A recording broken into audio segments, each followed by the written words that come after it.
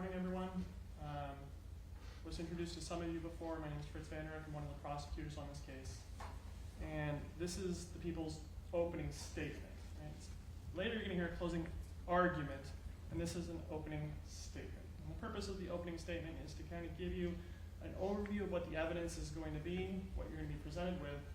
So that way when you're hearing the evidence during trial, you understand where things fit into the big picture of things. During trial, due to scheduling issues or all kinds of things, witnesses can come in a jumbled order in there. And if you don't understand how they fit into the picture of things, it can be difficult to understand their testimony and the scope of what's going on. Some of the witnesses in this case are going to be people who are unhoused, and so they're going to be brought in just when they can be located and brought into court to testify. And so they may come in the middle of another witness's testimony or something like that. And so if we're doing a good job in this opening statement, you'll have a good idea of how everyone fits into what's going on. And so we're first going to look from the kind of 1,000-foot perspective of what is the basics of what's going on in the case. And from the 1,000-foot perspective, it starts on April 27th of 2023 when David Breaux is found dead on a bench in Sycamore Park in the city of Davis. Or sorry, in Central Park in the city of Davis.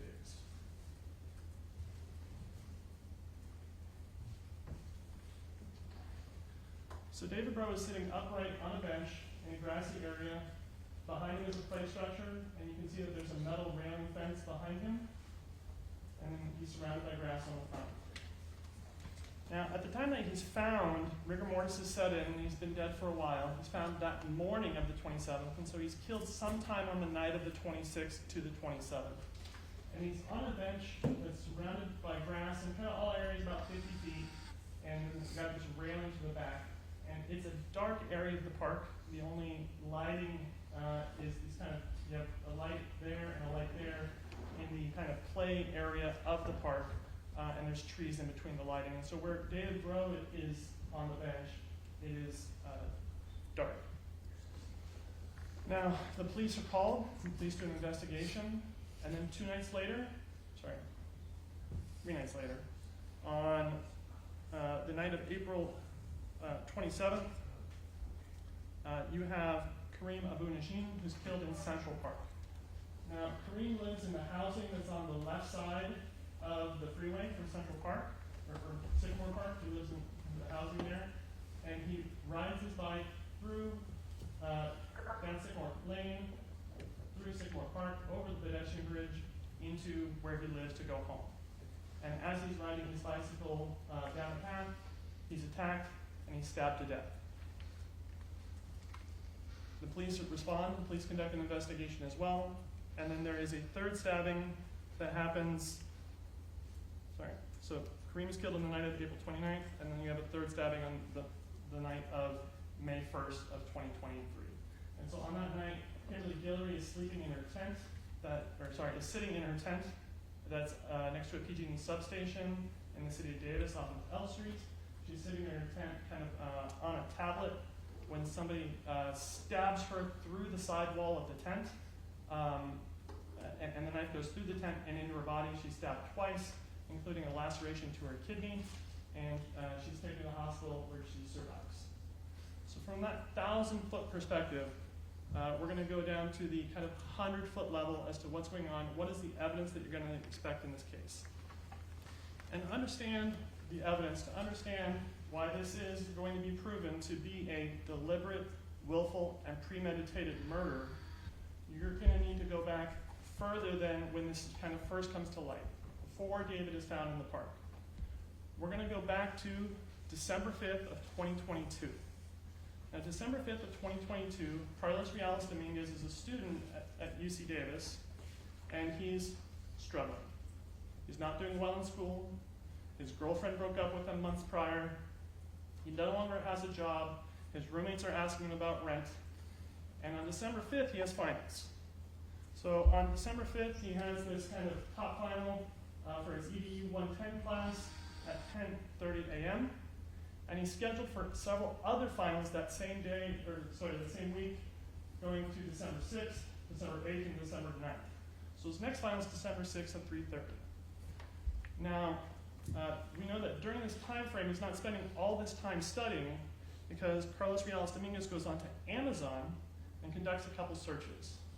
He searches on Amazon on his account for combat knife, hunting knife, and combat knife. And he makes a selection of a double-edged dagger that he purchases from Amazon, and it's listed on Amazon as Smith & Wesson SWHRT 9B 9-inch high-carbon SS fixed blade knife with 7.2-inch dual-edge blade and TPE handle for outdoor, tactical, survival, and everyday carry.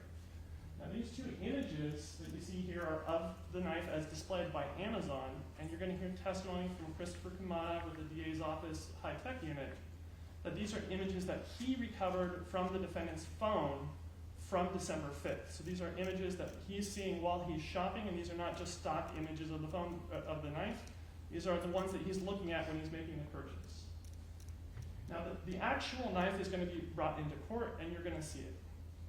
Now for demonstrative purposes during court, we're going to be using a different knife at times, maybe people 37, and it's the exact same make, model knife. This one's got blue tape on the handle, and it comes in a sheath, and it has a double-edged blade. Now this particular knife, the one with the blue edge, again, is not the actual knife, and it's been dulled with the grinder so that people in court can handle it and lawyers don't end up cutting themselves, and so it's going to be able to be displayed and moved around in court without creating a risk to people. And this is the knife that he purchased all the way back on December 5th. From December 5th, we move into the spring semester. In the spring semester, Mr. Dominguez is not doing well in school.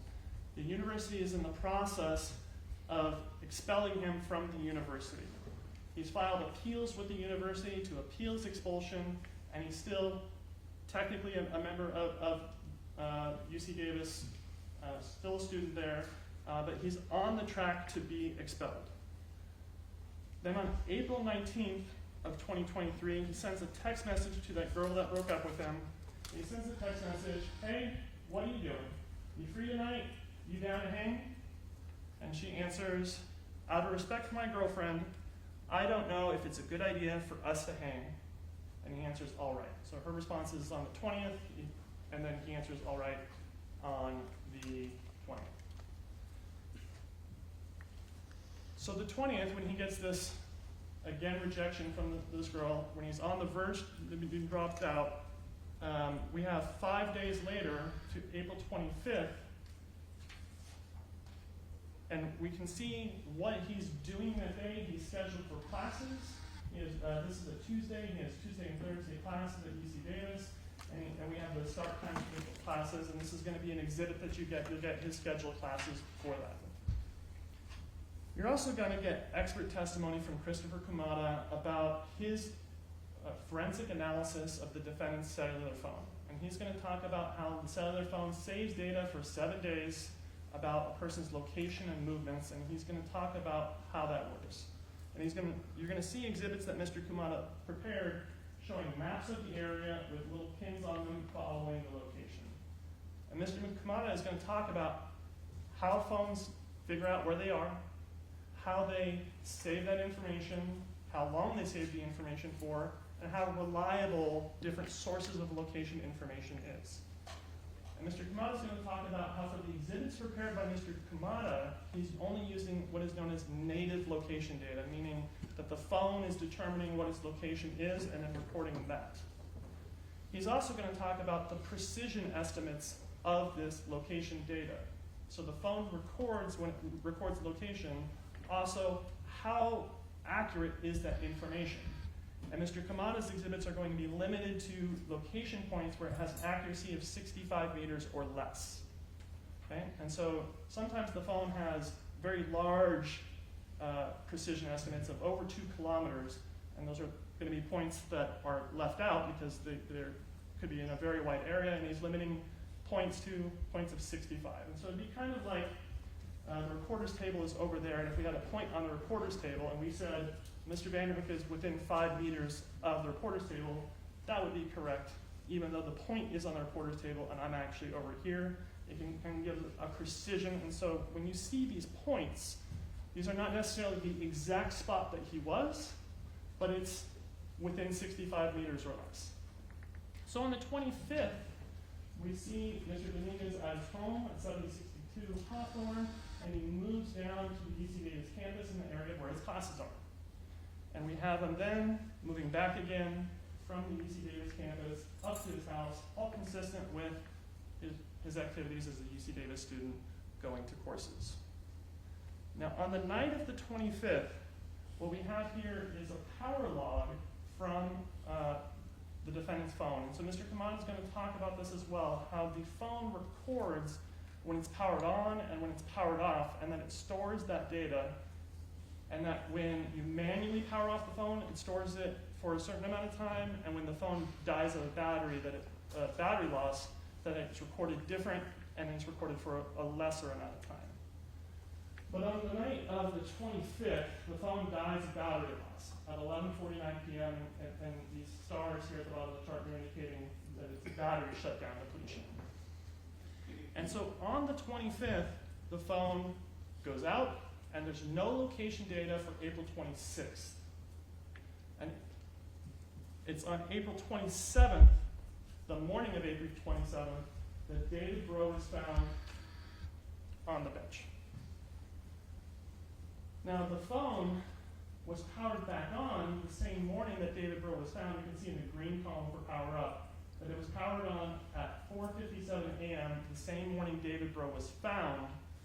So it was powered on just a little bit before he was found. So David Breaux is on this bench, and this is a sheet that the police will talk about and putting over him for his privacy and dignity while he's on the bench. And we're going to talk about some of the physical evidence that is going on at this scene. Because at the scene, you have David Breaux on the bench, you have a blanket on the ground, and this black knife sheet that's on the ground. And on the bench, you have some things that are going to provide some context as to what's going on. You have a backpack here, kind of on the edge, as if to be used as a pillow. You have a scarf that's up on the backpack, a kind of flannel shirt that's underneath Mr. Breaux, kind of strewn out across the laying portion of the bench there. And when we're talking about Mr. Breaux, he has his back up against the bench, and the vast majority of his stab wounds are in his back.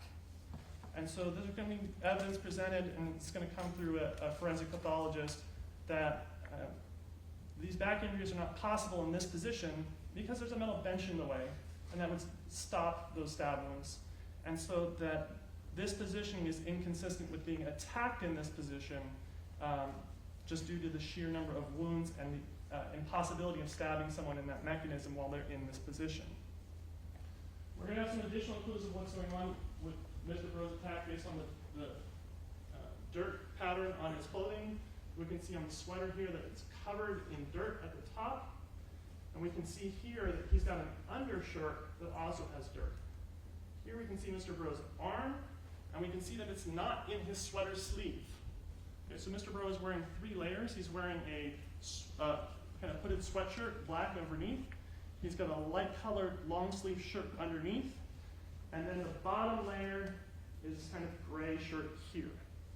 So his arms, both of them, are inside his sweater, inside his top layer shirt, but over that kind of bottom layer undershirt. So this is all going to be evidence that is pointing towards that he's sleeping on the bench, that his arms are kind of tucked in within his clothing while he's laying there. Now, as I indicated, Dr. Zhu is going to talk about how the stab injuries on Mr. Breaux are inconsistent with this and more consistent with him actually being laying on his left side on that kind of backpack pillow with the scarf, sleeping on the bench, rather than being in this position. Additionally, we have this information from the dirt on his clothing. If we look further, we can see that on his right knee, there's a dirt pattern, kind of as if someone is getting up, and then there's dirt on his left leg here. And the dirt on his left leg goes all the way down, as if the left side of his body was completely in the dirt at some point. As far as his clothing here, you can see that he has the dirt on his stomach, and then on his chest, there is no dirt. It's kind of clean where the sweater comes up there.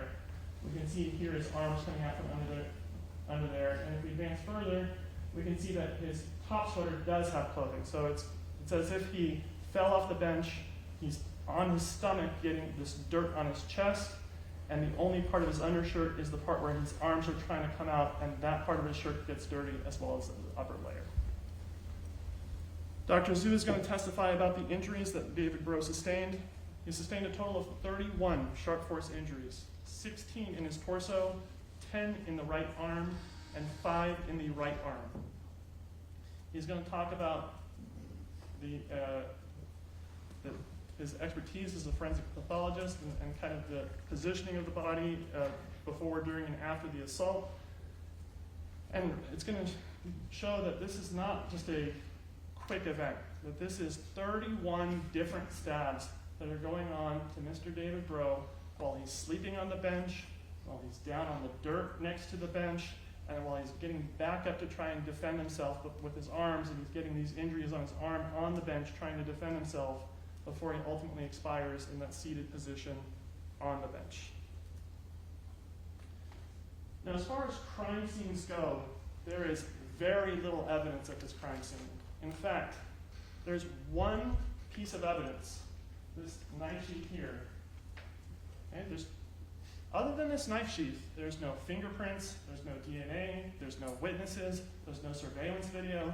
This is a very clean crime scene, other than this black knife sheath that would have been on the ground in the park in the dark during the course of the stabbing. And it was left behind by Mr. Dominguez. But for being one piece of evidence, and we're going to get the actual knife sheath in, but again, it's a knife sheath that looks just like this. It's kind of got a belt clip on it, and the knife can go inside to protect people from that double-edged blade. It's going to do a lot of talking. So first, the knife is going to tell us that Carlos Riales Dominguez is the person that committed the stabbing. It tells us that not only because we know that he purchased this exact knife and knife sheath from Amazon back on December 5th, but a forensic analysis of the knife sheath finds his DNA on the sheath itself. Second, it's going to show a bit of what happened during the course of the stabbing. It's going to tell us that Mr. Dominguez brought the knife to the scene. Because we know he bought the knife back on December 5th, it would have been brought to the scene. There won't be evidence that Mr. Breaux had a knife or that there was some kind of struggle over Mr. Breaux's knife, that this is a knife that was affirmatively brought by Mr. Dominguez to the scene where the stabbing took place. It's also going to show that from this point forward, when he's walking around with the knife, it's an unsheathed knife. Right? So he no longer has the protective sheath to carry it around, and when he makes the decision to carry around this knife in the future, he's carrying around a double-edged, sharp weapon that's capable of killing humans, and he's doing so not like you carry your phone, wallet, keys. He's doing it because it's going to take extra consideration to carry something that's kind of sharp like this. And it's also going to show that it's that knife that did the killing and not some other knife. And it's not as if Mr. Dominguez has multiple knives and different knives are used during the killing. We know because we have the sheath for the knife at the scene, we know what knife was used for the killing. And that's going to be important because it's going to be informative to us of some of the things that are going on after David Breaux is killed. One of the things that happens after David Breaux is a removal of DNA belonging to Mr. Breaux on the knife. When the knife is ultimately recovered, a criminalist from the Department of Justice conducts an analysis, and they don't just check one area of the knife, they swab 11 different areas of this knife looking for different DNA. And they find Kareem's DNA on there, and they find Kimberly's DNA on there, but David's DNA cannot be identified on this knife. It's the only DNA that is missing from the knife. And so we're going to be able to see that at some point after David is killed, but before Kareem is killed, we have something to be removing all that DNA so that it's not discovered later. The other thing that we know about what's going on with Mr. Dominguez after he kills David is what we know from his phone, and it shows us what's going on the next night. So this is one night after he's killed David, 2 nights still before he's going to kill Kareem. And that's that he went to Sycamore Park. 2 nights before he killed Kareem in Sycamore Park, he went there and he walked around it. So let's talk about what's going on. We talked about the power log and how after David is killed, the phone is powered on at 4:57. The phone stays on for about 12 hours and dies of battery failure at 4:13. The phone is powered back on again at 11:26, and it's powered off, but not a battery failure, 55 minutes later.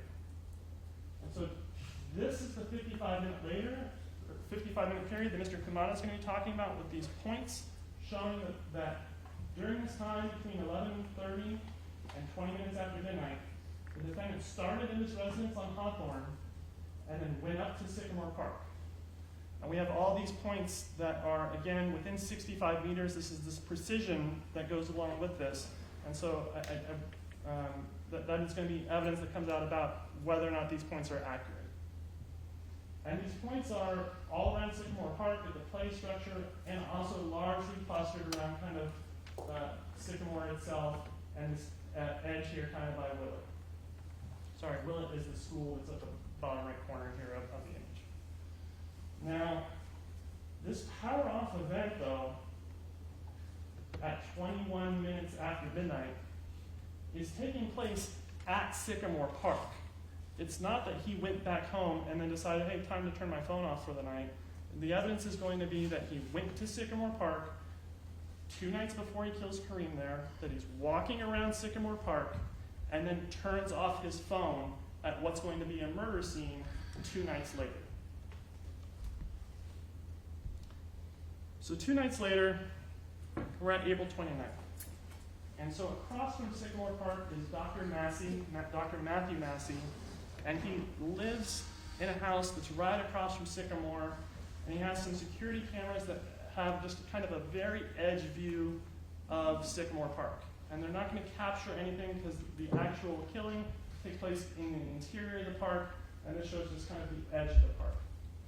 But we're going to hear testimony from Dr. Massey about being at his home, and he's hearing screaming. He's hearing someone yelling for help inside the park. Now, Dr. Massey is unsure as what's going on. He initially thinks that there's been a bicycle collision and that some bicyclists are hurt. And he's a physician, so he goes into the park to assist. And in the park, he finds Kareem, and he finds Carlos Reales-Dominguez. And Carlos Reales-Dominguez has been stabbing Kareem in the park. And so the testimony has been established that this is not a short or a quick assault, that this is a prolonged and sustained assault against Kareem. Because the assault starts, Kareem is yelling for help, Dr. Massey has to realize that something is going on, make the decision to go across the street. He goes across the street and he goes out there and gets there, and the assault is still going on. Mr. Dominguez is still there with Kareem.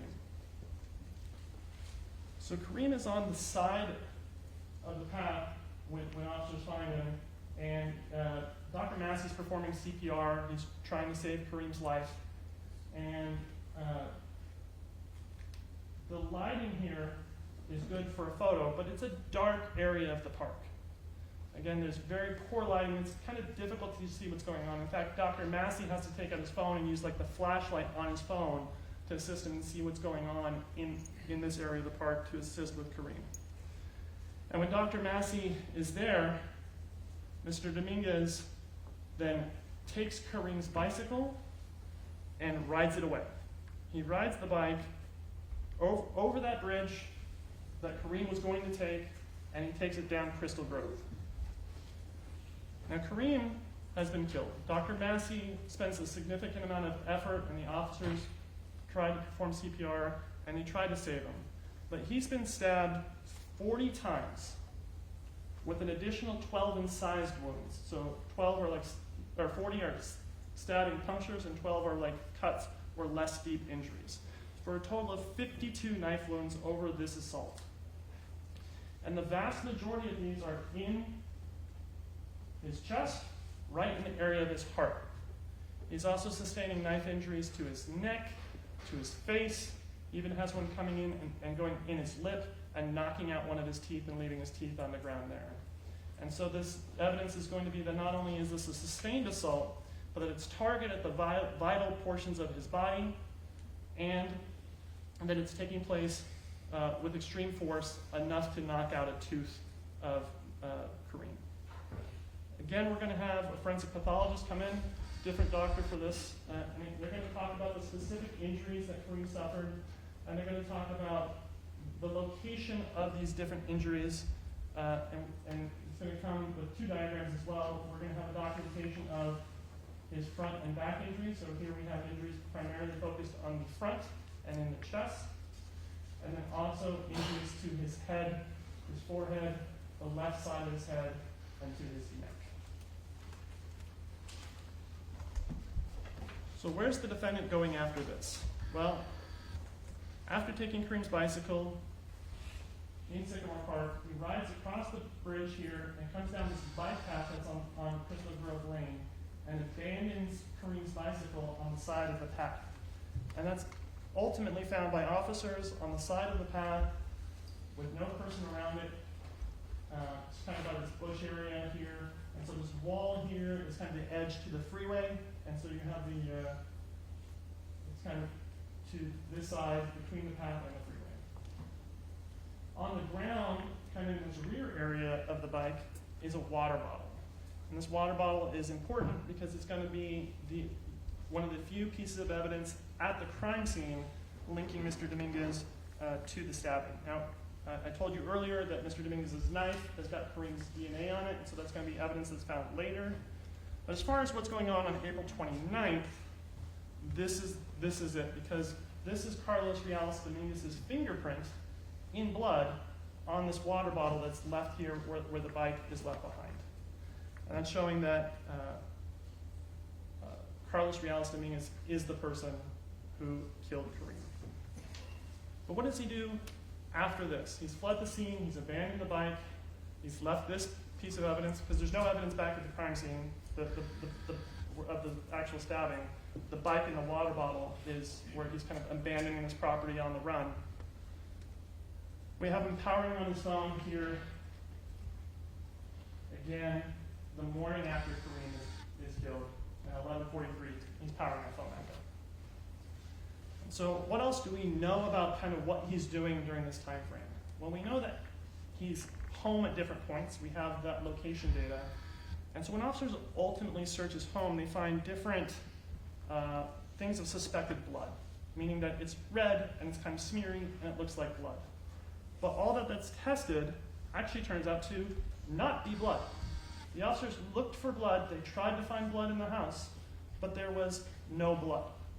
Which means that Mr. Dominguez, who committed the first stabbing of David Breaux and the second stabbing with 52 different wounds on Kareem, who left Kareem's bicycle with blood on the handles and blood on the frame because blood was dripping everywhere, managed to get home and not leave any blood anywhere lying around his home that was going to be detected later.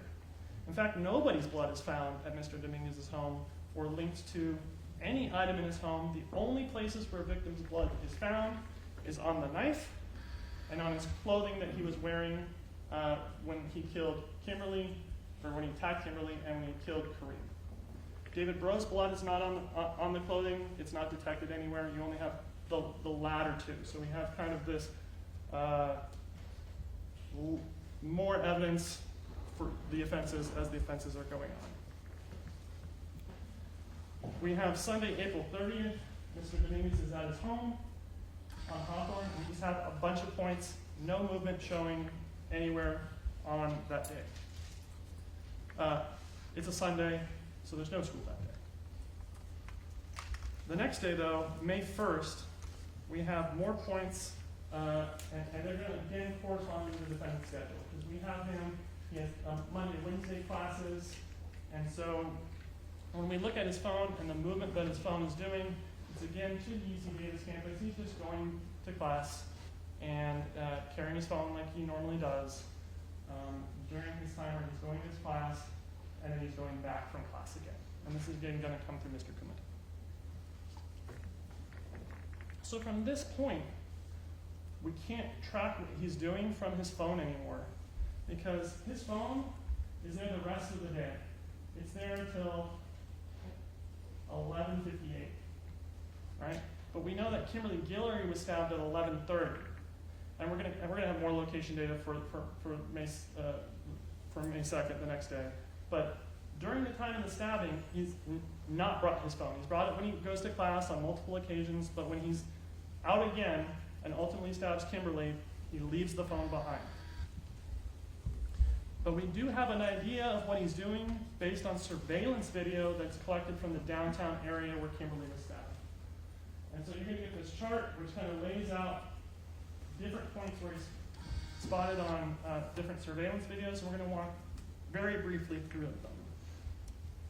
First, we're going to look at these green arrows which kind of show movement towards the stabbing, and then blue arrows are going to indicate movement away from the stabbing. And we have arrows 1 and 2 here, and these are at 2nd E, and then here at 2nd G, Illusion Smoke Shop. And these are cameras where Mr. Dominguez is on his bicycle, kind of going down 2nd Street, and he's captured on camera. And Mr. Dominguez rides a kind of distinctive bicycle. It's got these white rear frames and a white front fork, and it's a bicycle that is really identifiable on these various surveillance videos. But from this point, he's not seen on bicycle headed towards the stabbing anymore. After 2nd G, we have kind of a train station here, and it is possible, and you'll see from the photos, it's possible to kind of tuck in this train station and follow the train tracks up to where the stabbing actually takes place. So this movement here towards the stabbing is taking place at around 11 p.m. From there, we have movement again at 11:06 at 320 K Street. Now, if we look here, 320 K Street is a building that is just off the scene here. It's at the top, and it's a camera that kind of looks south. Now, it's a dark night, and that's a really long view for a surveillance camera. So this surveillance camera is not like the other two where it's clear enough that you can identify someone. It's showing silhouettes, right? You can't tell man, woman, anything about the individual other than that it's someone and that they're walking. And you see somebody walking down 3rd towards the encampment, and that takes place at 11:06. And then you see someone walking back from the encampment the other direction, and that takes place at 11:08.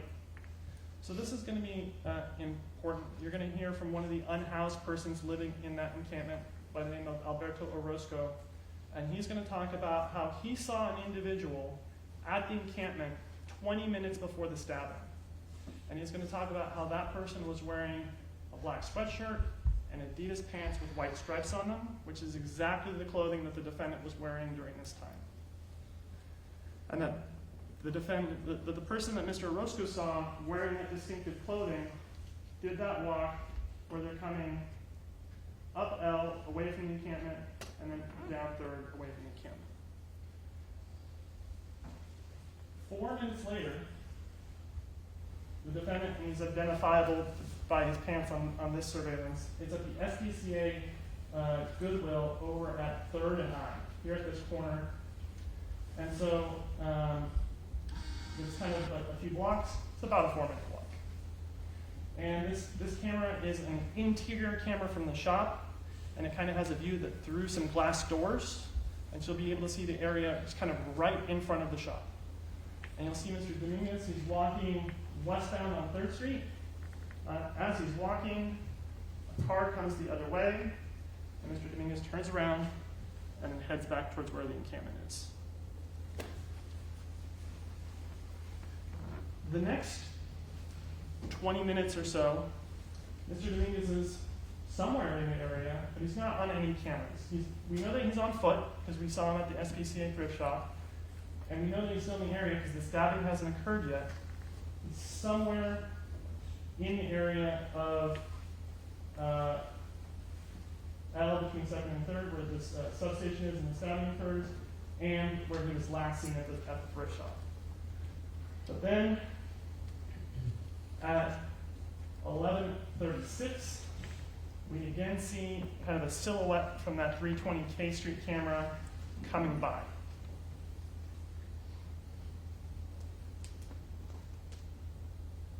Then Kimberly is stabbed. Now Kimberly is, at the time of this, living in a tent. So you have the substation in the back here, and her tent is just off the sidewalk here. There's about a foot or so of dirt in between her tent and the sidewalk. And this is the walking path, so that someone coming past that 320 K Street camera would be coming to the right, and then down this way. So the person would have walked from the bottom of this picture up toward the top. And Kimberly is in this portion of the tent, and she's sitting with her back up against the side of the tent, and she's on a tablet. Just like the other two scenes, the scene is dark. You're going to see some body camera videos from the officers, and you'll see them with their flashlights and how dark it is when they're not shining their lights. But Kimberly has a light. The light is coming from the tablet that she's looking at, and it's right in front of her as her back is up against the tent, and it's casting her shadow on the back wall of the tent. And so the person walking here, Mr. Dominguez, can see exactly where Kimberly is in that tent because she's lit up on the side of the tent. Now he comes in, takes the knife, and stabs her twice through the tent wall. Pandemonium ensues. Okay? There's been multiple stabbings in Davis, and people have been on edge, including unhoused people. One of the unhoused people goes in to try and defend her, Mr. Chessman, and he actually ends up going to the wrong tent, thinking that he's defending her, and punching another unhoused person because he thinks he's trying to fend off this attacker. But again, we have Mr. Orozco, who sees what's going on and sees the defendant running from the scene, and he sees him running back the way he came down L Street towards 3rd Street.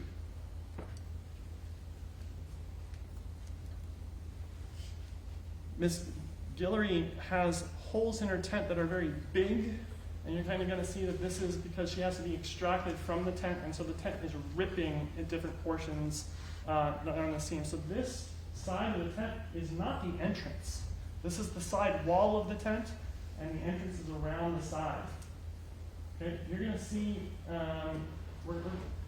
that we have the exact same make model tent in a non-ripped up form, a demonstrative, that we can set up, and you'll see that this kind of gray top here is a rain fly that goes over the bottom portion here. Because on this night, not only was it dark, it was raining at the time that she was attacked. It's also going to be instructed as to what the height is for this stabbing, and that it's not a stabbing that happens at this height, but it's a lower stabbing, because you'll see how high the rain fly is and that it doesn't have holes in it, and you'll see that it's a stabbing down here on Miss Guillory as she's in the tent. So what do we know of movements after that? We have back to 320 K Street. Now this time, instead of a walking silhouette, we have a running silhouette running westbound on 3rd Street. For westbound on 3rd Street, there is an interruption of just a few minutes, 3 minutes in fact, and then we have the defendant now back on his bicycle, riding his bicycle past Davis Glass here on 3rd Street. He's kind of on the far side of the street riding his bike. He then makes a left turn here onto H Street, and this turn we're going to see from a surveillance video that's from this Ace Hardware, that's in Ace Hardware parking lot. This one is, again, kind of a distance shot, so it's not one an identification can be made from. But you'll see that the defendant just passed Davis Glass and then is now at the hardware store riding his bike, and he rides south on H. And from there, disappears for 5 minutes. Okay, so Ace Hardware, he's seen at 11:45. He's not seen back at the Illusion Smoke Shop until about 11:50. What's also going on here is that he's coming down H Street, but then when he's next seen, he's seen coming down G Street and making a turn here onto 3rd. So he doesn't come down H and turn here onto 3rd. At some point, he cuts through these parking lots or city block here between 3rd, 2nd, G, and H. Okay? And it's kind of a long period of time for him to be cut out, and we can see when he reappears on G Street here that something has changed. His bike is now disabled. The chain or something has come off the bike, and he's not able to pedal the bike anymore. Something happened cutting through this area here where his bike isn't working anymore. And he's on the seat, and he's kind of just pushing the bicycle along with his feet, getting away from the scene with that. And he continues down 2nd Street all the way into the UC Davis campus. And he's picked up by several different surveillance videos. Again, Illusion Smoke Shop, 2nd F, Blue Peak Credit Union, Hellas Optometry, and then finally he's on the UC Davis campus. On the UC Davis campus, he comes across A Street, and he's here by Taylor Hall, and then goes north along the walkway that's on the east side of Memorial Union. And there's a Taylor Hall kind of blue light phone camera that picks all this up that's located right outside Taylor Hall. Now, just a few minutes later, after coming up Taylor Hall, he comes back again into view, southbound on that same walkway, in front of these ATMs.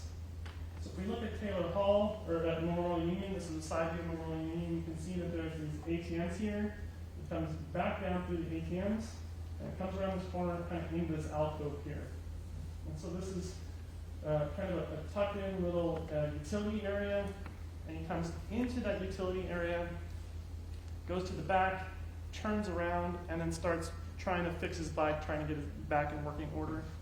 And we're going to see this from that same Taylor Hall surveillance, and this is kind of a zoomed-in shot. You can see if there's a light pole in the way. But what you're going to see is that he pulls in his bike here, and he's kind of leaning over the bike, working something in the chain area of the bike, getting his bike into sorts. It doesn't work. He's not able to get his bike fixed. And then he walks around the side of Memorial Union, starts checking doors, starts trying to find a way to get in there, goes off camera, and then his movements aren't being tracked. He's not on camera again, and again his phone is at home, and so it's not giving information as to where he's at. So what's going on after this 3rd incident where he's attacked Kimberly Guillory? When she was attacked, her kidney was lacerated, and she was taken away by paramedics. They were able to save her. And she's actually going to come in and she's going to testify. She's going to talk to us about that experience. But Mr. Dominguez, he's got class the next day. So the next day, he's now carrying his phone again. He takes his phone, and he goes down to class, and he's down in the area where his classes are. This time, actually, while he's at his classes, he shuts down his phone again while at class. And then his movement information is not followed from that point. So Kimberly was stabbed 11:30 on May 1st. At this point, you'll hear information about kind of what was going on in the city of Davis after 3 different stabbings, including 2 fatal. And this is going to be that everyone was borderline panic, that people were concerned for their safety. They were scared to go out at night. People were scared to go in parks. People were scared that anyone could be stabbed because so far 3 strangers had been stabbed with no apparent reason. Officers were able to get descriptions based on Dr. Massey and from the surveillance video downtown, and were able to put out kind of descriptions of this person with long curly hair who is suspected to have committed these stabbings. And the city of Davis responds. People are being called in left and right as possible suspects. Anytime someone sees anyone anywhere near that description, the officer's getting called, and they're going call to call, doing nothing but responding to people's reports of having spotted the individual that is responsible, and officers are having to contact each of these individuals and check out, is this the person? Is this the person? Is this the person? So on May 3rd, one of those calls comes in from Justin Schaefer. Justin Schaefer is at Sycamore Park, and he sees the defendant in the kind of play structure area. We saw this earlier when we saw the points within Sycamore Park, but he's in the play area, kind of sitting, watching. Something doesn't seem right. He's wearing clothing and looking similar to the person that committed the stabbing, so Justin Schaefer calls it in. Now, Davis PD is not ignoring Mr. Schaefer, but they are very swamped, and so they're getting units over there, and it's going to be a minute before they get there. And so Justin Schaefer does his civic duty, and he's watching this person and responding with updates. And when Mr. Dominguez notices Mr. Schaefer, Mr. Dominguez leaves, and Mr. Schaefer follows. So they go up to the Safeway that's here. If you go up Safeway and you go into this kind of shopping area that's right here by the freeway by Covell, there's a Safeway shopping center, and the defendant goes inside. And so we have surveillance video from within the Safeway. We can see his movements of what he's doing inside the Safeway.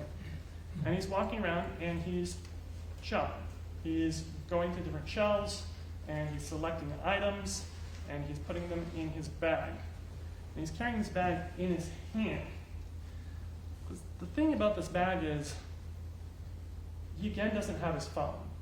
His phone is back at his house again. He doesn't have his wallet, keys, phone. The things that he is carrying is that shopping bag, and inside that shopping bag is a bloody knife.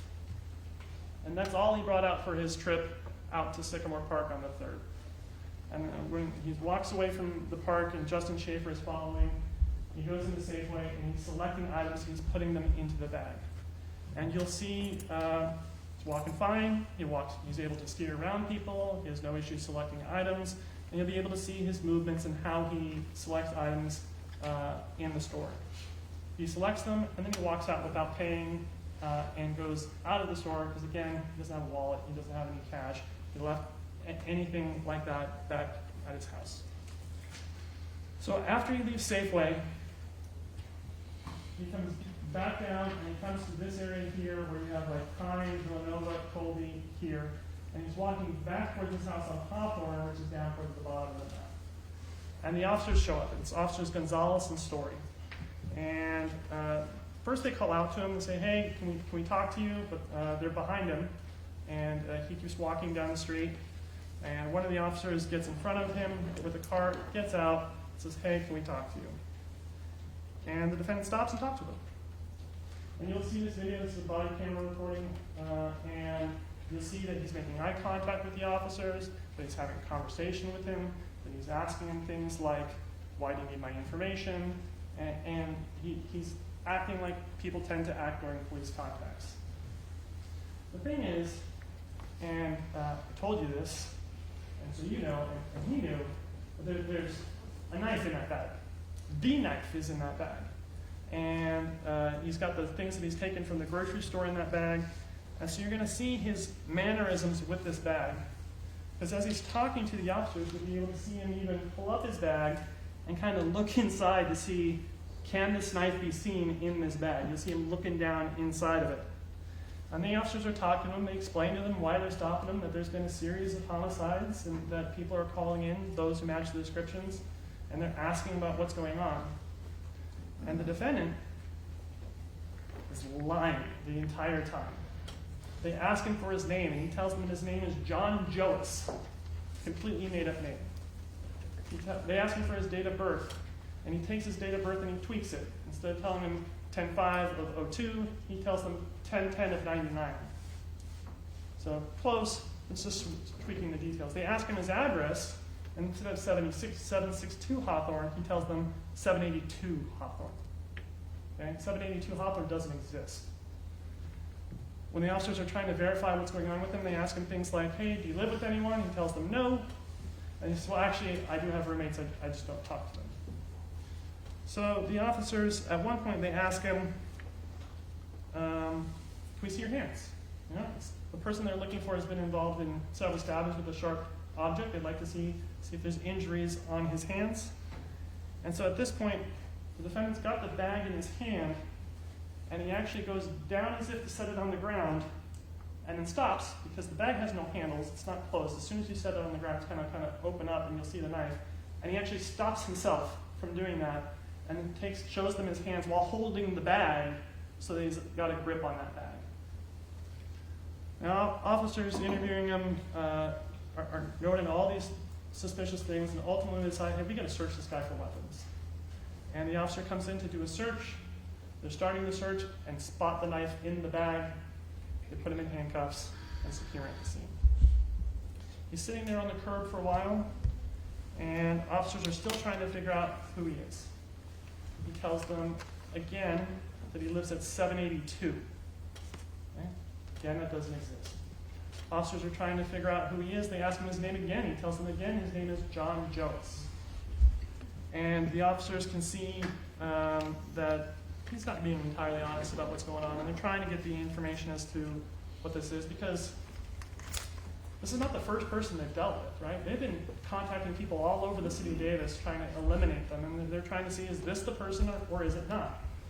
And officers eventually talk to him and say, hey, why don't we come down to the police station and talk about what's going on, because there's a lot going on. The officers have seen the knife, they see the cuts on his hands, they see that he matches the description, that long hair with his Adidas track pants, and what's going on.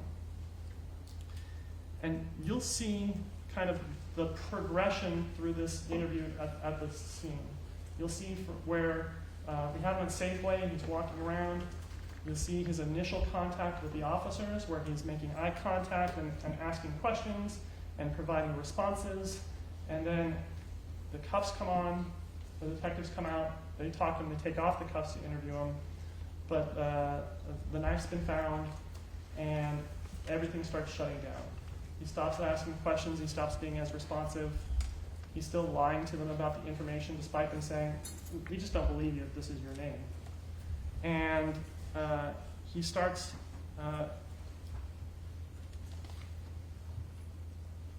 shutting down his emotions and blocking out and starts staring off and not talking to the officers. And we have this kind of closing off of the defendant. So hopefully this has given you kind of the broad picture of what's going on. And so when you see a witness coming in, and they're coming in the middle of something that we're talking about, Central Park, and suddenly they're talking about being on L Street between 3rd and 2nd when Kimberly was stabbed, it's going to fit in, and you're going to be able to switch gears and say, hey, we're talking about this stabbing, we're talking about that stabbing, we're talking about what's going on. But at the end of the day, as I said at the beginning, the evidence is going to be that the defendant not only stabbed David Breaux, not only did he still stab Kareem, not only did he stab Kimberly, but for each of those that he did so willfully, deliberately, and with premeditation, and I'll ask you to find him guilty.